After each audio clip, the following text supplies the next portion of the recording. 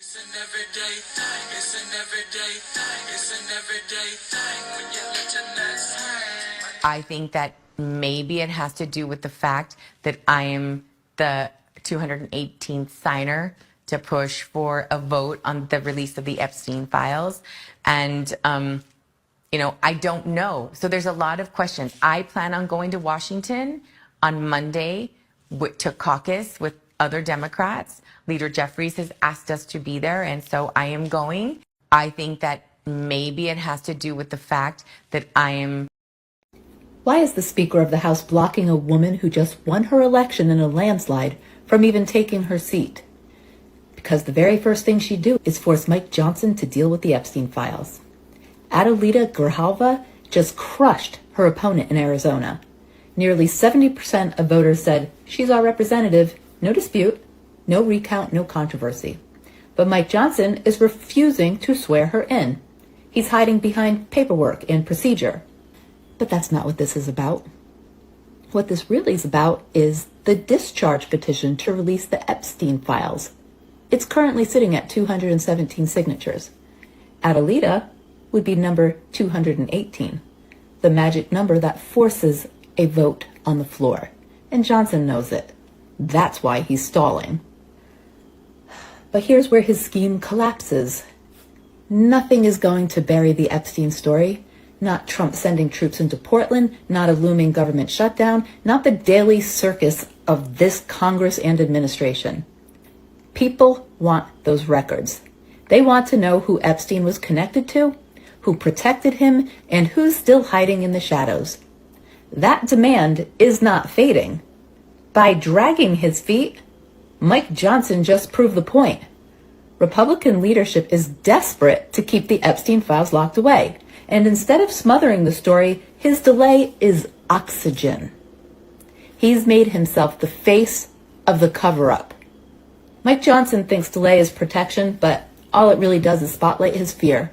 2 weeks won't bury the Epstein files. That's the latest he can swear this Congresswoman in, 2 weeks from now.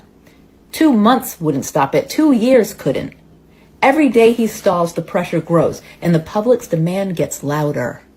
Because this isn't about one member of Congress or one petition. It's about whether the most powerful people in this country can keep the truth locked away forever. And the answer to that question is no. Johnson just told us that he's willing to trample democracy to try. That's not leadership, that's cowardice and immorality. The people of Arizona will get their representative. The 218th signature will come. And when it does, Mike Johnson won't be remembered for stopping it.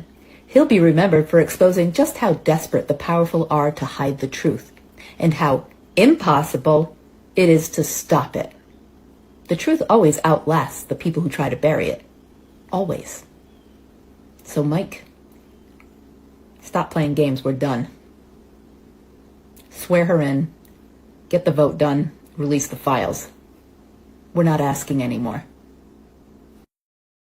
We have some news that no one is talking about. Speaker Mike Johnson is actively delaying the swearing in of Congresswoman-elect Adelita Grijalva from Arizona's 7th Congressional District.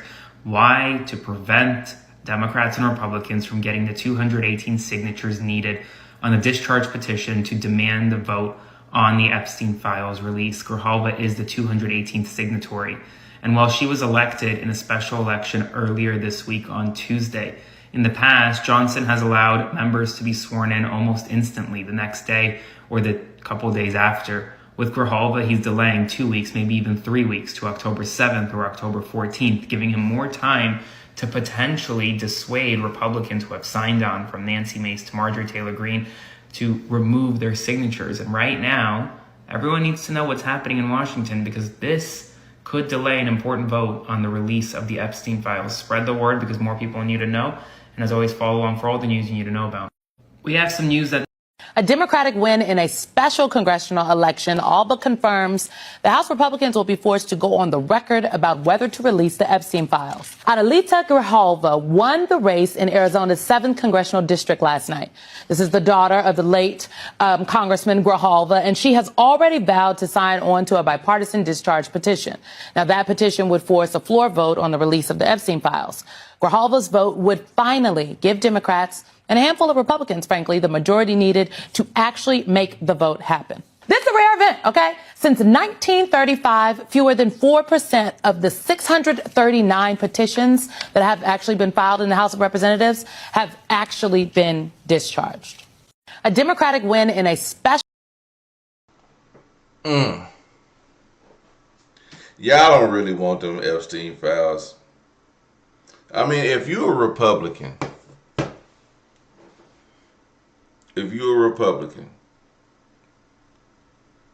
do you want the Epstein files to be released? Think about it like this, because I see this a lot. I see a lot of people say, release the files, but then when it comes down to releasing files, you're like, we can wait till next week. We don't have to do it now. But regardless of who's on the list, would y'all rather ignore the list just so you don't see, just in case you don't see your the person who you voted for on there? Or would y'all ignore it? Or would y'all be like, you know what? I think everybody on that list needs to be held accountable. I don't think that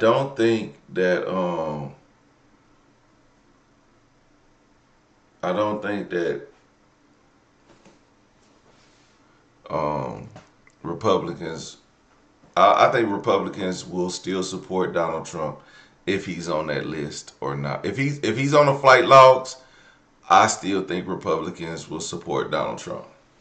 If I see Bill Clinton on those flight logs, I'm never talking about him again. If I see, who do I like? If I see Tupac on damn Epstein files or flight log, guess what? I don't like Tupac. Okay? I'm not supporting anybody who engaged in pedophilia. Now, I mean, it's just a fact.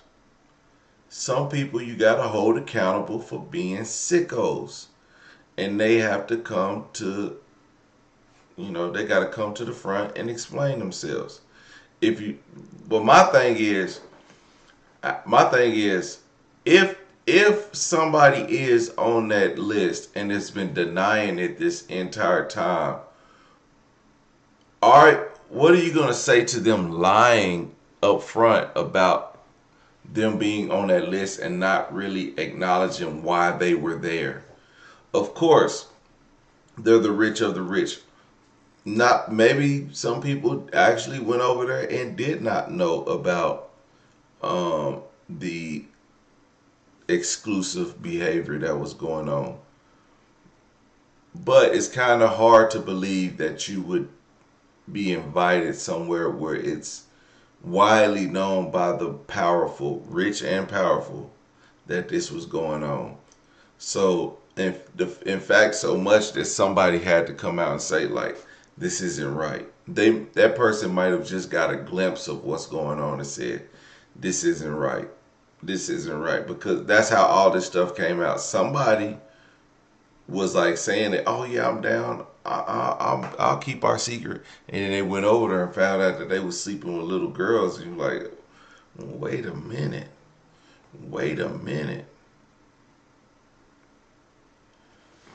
So I just think that, like, yeah, anybody in those files needs to be held accountable. It just is what it is. Somebody said Chris Tucker's in it. Hey, I love Friday, but if you're a creep, and you know that you went over there and you did some creepy stuff, like why wouldn't you speak out on it? Like say, hey, I knew about it. When I found out about it, I had to get away from it. Like be honest. That's the thing. Nobody's being honest about if they were on that log because they understand the scrutiny that they would get. So just be honest with it. President Andrew haven't said nothing. His name came up. Elon Musk hasn't responded to it. His name came up. Fact of the matter is, in 20 days, people gonna forget about it because y'all attention span is so short. But we need to see that list. Everyday people. Day and night. For some women, it can start working in as fast as 1 week.